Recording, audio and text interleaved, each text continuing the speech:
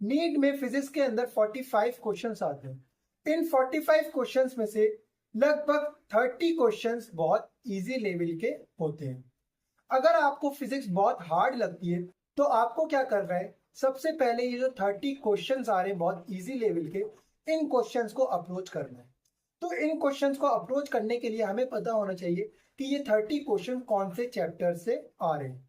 तो इस वीडियो के अंदर मैं बताऊंगा कि इजी चैप्टर्स कौन से हैं और हार्ड चैप्टर्स कौन से हैं। मैं इस वीडियो के अंदर इजी टू डिफिकल्ट चैप्टर का सीक्वेंस बताऊंगा। चलिए वीडियो को स्टार्ट करते हैं।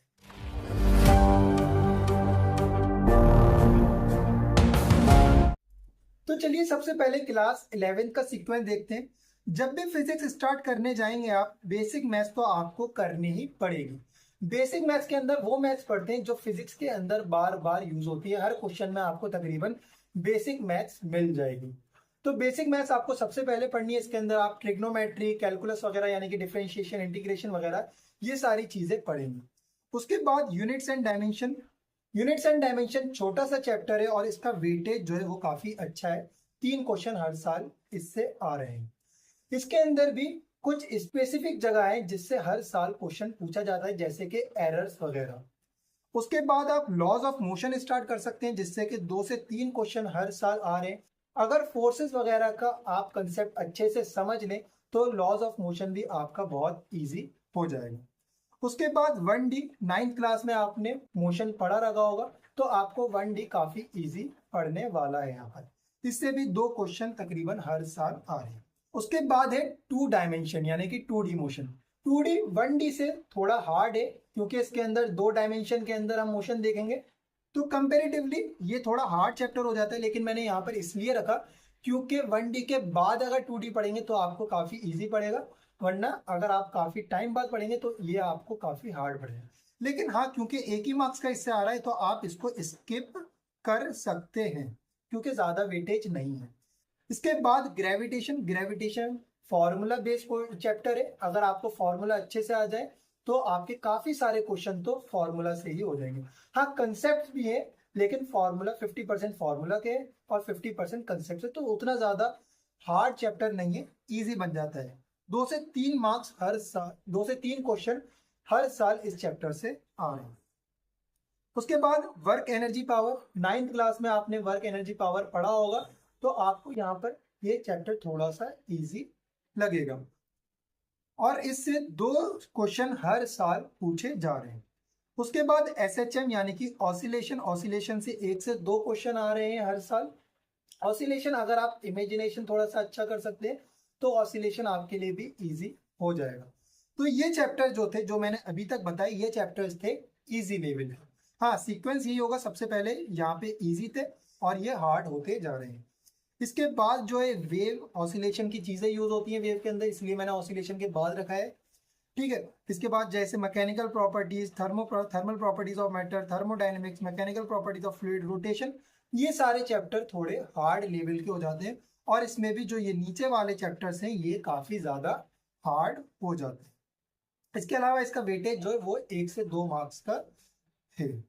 अब बात करते हैं क्लास 12 के सीक्वेंस की। तो क्लास 12 में सबसे पहले आपको स्टार्ट करनी है मॉडर्न फिजिक्स।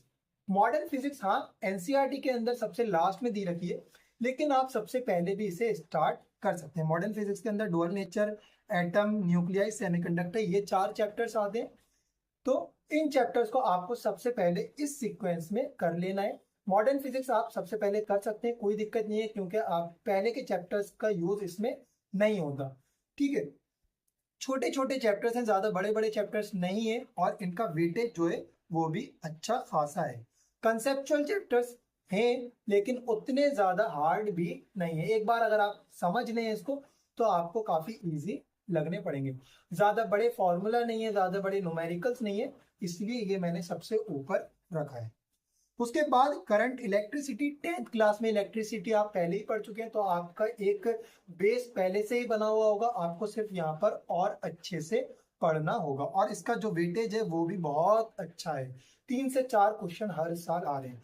तो करंट इलेक्ट्रिसिटी आपने क्योंकि 10th क्लास में पढ़ा रखा है तो इसलिए इजी चैप्टर बन जाता है आपके लिए। उसके बाद इलेक्ट्रोस्टैटिक। इलेक्ट्रोस्टैटिक में फॉर्मूला बहुत ज्यादा है, ये बात मैं मानता हूँ, है ना, तो इसीलिए मैंने इसको इलेक्ट्रिसिटी के बाद रखा है। इसका वेटेज जो है वो 3 क्वेश्चन है। इसके बाद मैग्नेटिक इफेक्ट और मैग्नेटिज्म, ये इलेक्ट्रोस्टैटिक से थोड़ा सा इजी है, लेकिन इलेक्ट्रोस्टैटिक के बिना ये नहीं पढ़ा जा सकता, तो इसीलिए इलेक्ट्रोस्टैटिक के बाद मैंने रखा है। इसका वेटेज जो है 2 से 4 क्वेश्चन आ रहे हैं हर साल। इसके बाद EMI इलेक्ट्रोमैग्नेटिक इंडक्शन, जिससे 2 क्वेश्चन पूछे जा रहे हैं। AC ऑल्टरनेटिंग करंट, ये भी चैप्टर जो है वो तो इजी है, छोटा सा चैप्टर है, 2 क्वेश्चन हर साल आ रहे हैं, 2 क्वेश्चन हर साल आ रहे हैं, लेकिन ये इन चैप्टर्स के बिना जो है नहीं पढ़ा जा सकता, इसीलिए मैंने इसको थोड़ा सा नीचे रखा है। उसके बाद रे ऑप्टिक्स और वेव ऑप्टिक्स, रे ऑप्टिक्स और वेव ऑप्टिक्स जो है बहुत ज्यादा हार्ड चैप्टर्स है। कंसेप्ट अच्छे से होने चाहिए, हालांकि 10th क्लास में आपने इसको पढ़ा होगा, लेकिन फिर भी आपको ये चैप्टर्स थोड़े से हार्ड लगते हैं। रे ऑप्टिक्स आपको फिर भी कंपेरेटिवली इजी लगेगा, वेव ऑप्टिक्स तो काफी ज्यादा हार्ड है, तो इसको आप स्किप भी कर सकते हैं। ठीक है, तो ये था सीक्वेंस 11th क्लास का और 12th क्लास का। वीडियो अच्छी लगी तो वीडियो को लाइक करें, और इस टाइप की वीडियो चाहते हैं तो चैनल को सब्सक्राइब कर लें। Thank you friends.